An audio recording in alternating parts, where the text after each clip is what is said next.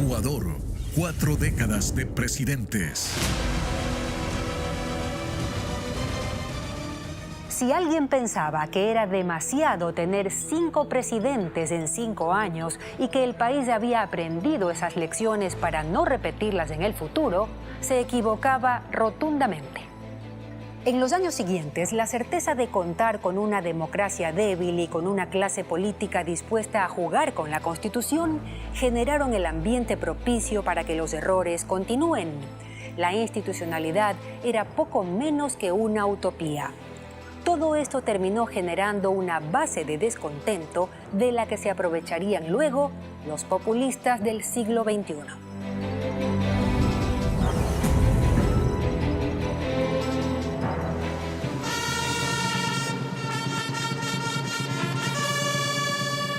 Así llegaba al poder Gustavo Noboa, quien ratificaría la dolarización.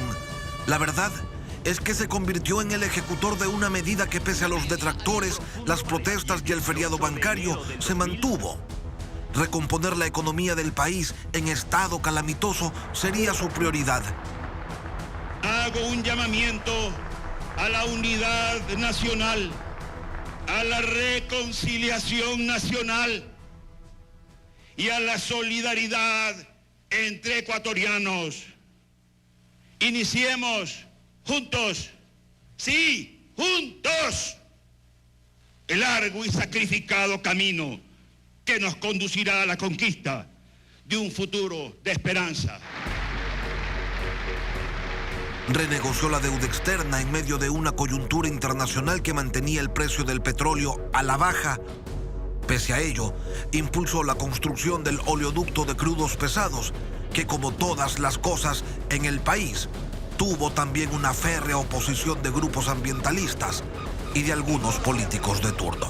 El oleoducto va y va por donde tiene que ir, donde sensatamente diga la técnica y no 4 majaderos y alguno que otro alcalde que quiera otra cosa a costa del oleoducto. Pero Noboa sería presidente de un país que se iba quedando sin gente. Nunca se pierde tanto como cuando se pierde a la familia. Por eso la crisis financiera tuvo dimensiones de catástrofe para miles de ecuatorianos. Es que fue mucho de todo. Los bancos cayendo, la plata congelada, la dolarización de la economía que generaba estabilidad, sí, pero pulverizaba los ingresos de los trabajadores. A pesar de que tenemos capacidad para trabajar, se nos cierran todas las puertas. Entonces, ¿qué más nos queda a nosotros los ecuatorianos? Salir de este país, que es nuestro, pero sin embargo no nos dan la oportunidad de trabajar. Entre 1999 y 2006, más de 900.000 ecuatorianos salieron del país y no volvieron. Se iban dejándolo todo y ese todo era solo la familia, porque lo demás ya lo habían perdido.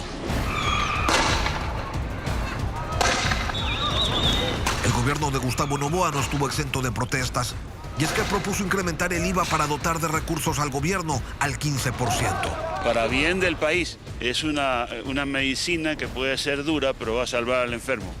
En 2002 hubo elecciones y el coronel insurrecto de 2 años atrás se postulaba para llegar a la presidencia del país con el respaldo del movimiento indígena y del movimiento popular democrático.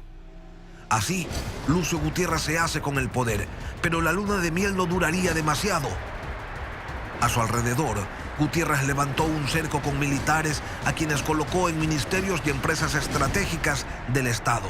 Yo tengo que gobernar con gente en quien confío. Y dentro de esa gente están los militares. Yo también les pregunto, ¿acaso quiere la gente que gobierne con mis adversarios políticos?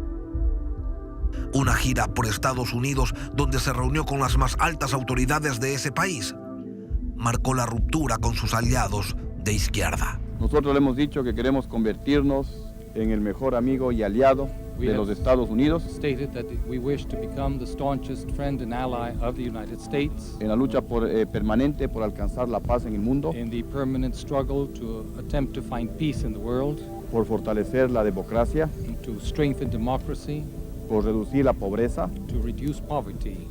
por combatir el narcotráfico y también por terminar con otra lacra humana como es el terrorismo. Gutiérrez ordenó un aumento del precio de los combustibles con un consecuente incremento en el costo de la vida que motivó a que nuevamente la ciudadanía salga a las calles a exigir rectificaciones.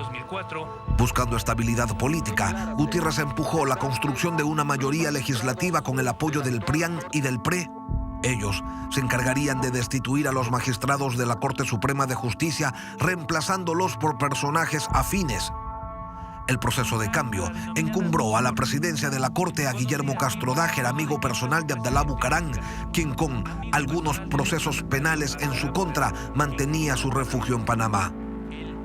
La nueva Corte, como se lo esperaba, anuló los juicios contra Bucaram, contra Gustavo Noboa y Alberto Dajic. Y el país comenzaba a incendiarse. ¡Aquí está Galá! ¡Con el pelo más blanco! ¡Con menos pelo que antes! ¡Con 8 años más! ¡Más maduro! ¡Más sereno! ¡Más responsable! ¡Más tranquilo! ¡Pero más loco! ¡Para romperle el alma a la oligarquía ecuatoriana, carajo! A esa oligarquía que me acusa, quiero decirles que yo soy un dictócrata, dictador para la oligarquía corrupta y demócrata para el pueblo ecuatoriano. Quito fue el epicentro de las protestas que se extendieron por semanas. El 15 de abril, Gutiérrez declaró el estado de emergencia nacional, cesó a la Corte Suprema de Justicia, a su corte, y suspendió varios derechos civiles como la libertad de expresión, la inviolabilidad del domicilio, la libertad de reunión. Con ello, perdía la mayoría legislativa y comenzaba también su caída del poder. Las protestas eran cada vez más violentas. El gobierno había ordenado a la fuerza pública mantener a raya a los manifestantes que lo querían fuera de la presidencia, pero el 20 de abril los uniformados decidieron que no obedecerían más. Resuelve declarar que el coronel Lucio Gutiérrez Borgúa ha abandonado el cargo de presidente constitucional de la República.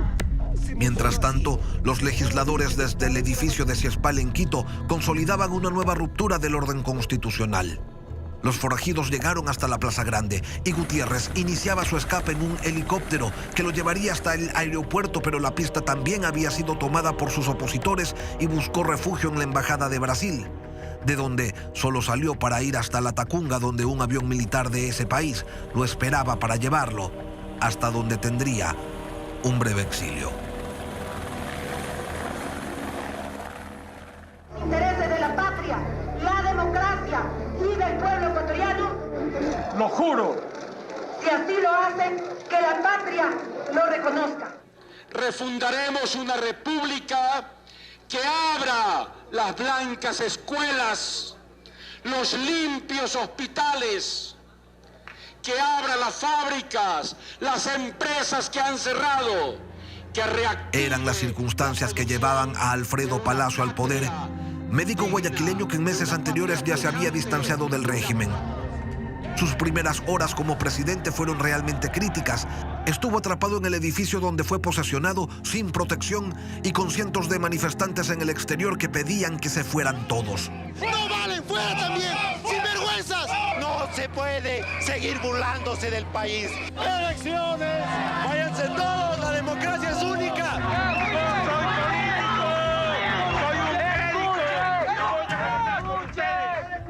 Se terminó cualquier posibilidad de dictadura, de rompimiento constitucional, de vivir sin Dios ni ley.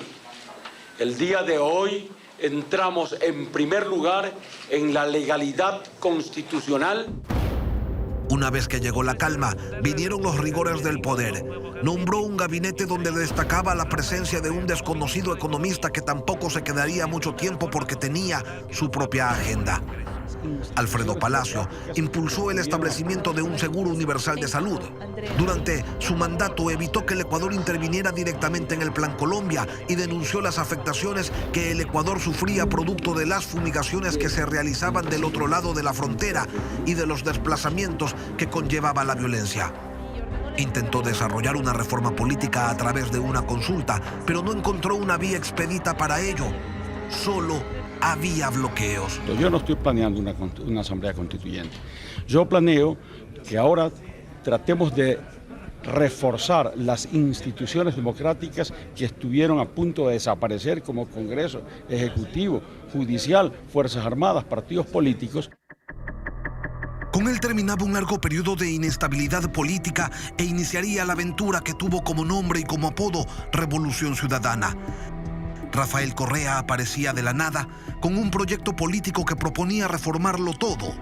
No había advertido que para lograrlo tenía pensado tomarse todos los poderes del Estado. Convocó a una asamblea constituyente y allí se creó una constitución que fue un traje a la medida de su discurso. Que esa Asamblea Nacional Constituyente de plenos poderes que busque superar el bloqueo político, económico y social en el que el país se encuentra. Su gobierno fue plebiscitario. Consultó al pueblo en distintas ocasiones, lo mismo la legalidad de los juegos de azar, sobre las corridas de toros o para meterle las manos a la justicia. Que el presidente va a meter las manos en la corte. Por supuesto que la vamos a meter. Para mejorar esa corte con la que nadie puede estar satisfecho y que tiene su extraño. No llevaba mucho como presidente cuando se produjo el bombardeo de Angostura. Fuerzas militares colombianas ingresaron a territorio ecuatoriano donde se había instalado un campamento de las FARC. Murieron 22 guerrilleros en el ataque, entre ellos el segundo comandante del grupo terrorista, Raúl Reyes. Que de haberle dicho al gobierno ecuatoriano habría fracasado el operativo, que no era contra un arcángel.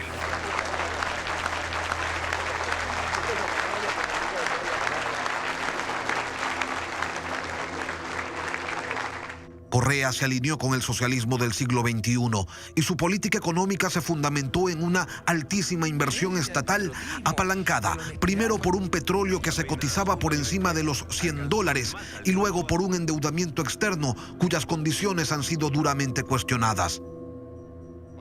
El 30 de septiembre del 2010, una protesta policial por una reforma legal a la que acudió el entonces presidente terminó, según la narrativa oficial, en un intento de golpe de Estado. Si quieren matar al presidente, aquí está. Mátenlo si le hagan. Mátenlo si tienen poder. Mátenlo si tienen valor. En vez de estar en la lucha libre, cobardemente escondido.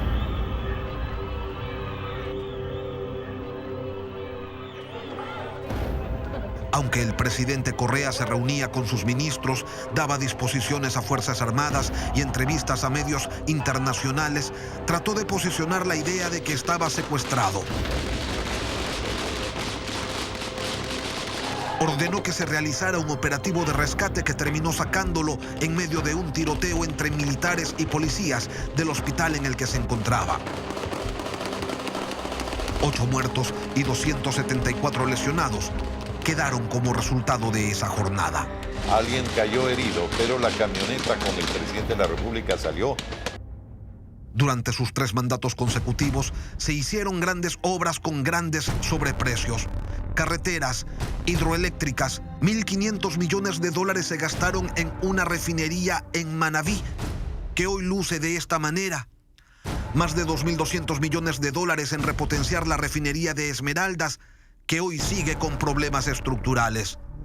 Se compró una flota de helicópteros Drup, de 7 se cayeron 4. Los otros 3 fueron retirados de operación. Se hicieron escuelas del milenio, grandes estructuras, pero que dificultaban el acceso a la educación por su lejanía. Impulsado por el resorte ideológico del socialismo del siglo XXI, construyó un edificio en la mitad del mundo que costó $45 millones y lo donó a UNASUR para que sea su sede. Correa vivía el clímax de su relación política y personal con los líderes de una izquierda que gobernaba la mayoría de países de esta parte del continente.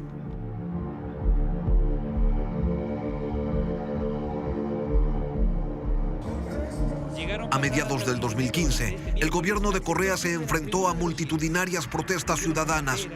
Un proyecto de ley que llevaba como nombre Ley Orgánica de Redistribución de la Riqueza pretendía modificar los impuestos a las herencias y plusvalías, La gente reaccionó. El gobierno se encontraba en su peor momento porque la bonanza petrolera había terminado y los casos de corrupción afloraban. El correísmo movilizaba sus huestes, pero no le alcanzaba. Y entonces le ocurrió un milagro. La policía intentó abrir paso. El Vaticano anunciaba la visita del Papa Francisco al Ecuador y en un país de mayoría católica los preparativos y la llegada del pontífice terminaron por desactivar las manifestaciones. Pero el gobierno, acostumbrado a actuar como una aplanadora, terminó también retirando los proyectos ante la sola posibilidad de que las calles pudieran nuevamente calentarse. Y agradezcamos que en este nuestro tiempo y nuestra hora el vino nuevo, el mejor, nos haga recuperar el gozo de la familia, el gozo de vivir en familia. Que así sea.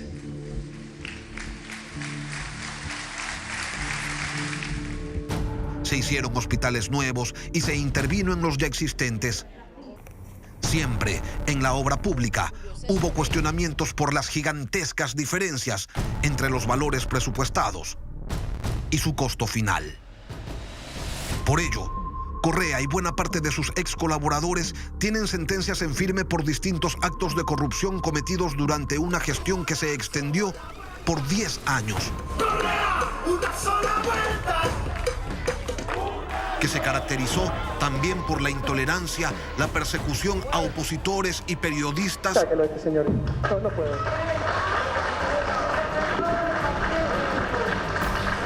Y la fascinación del entonces presidente por acumular doctorados honoris causa.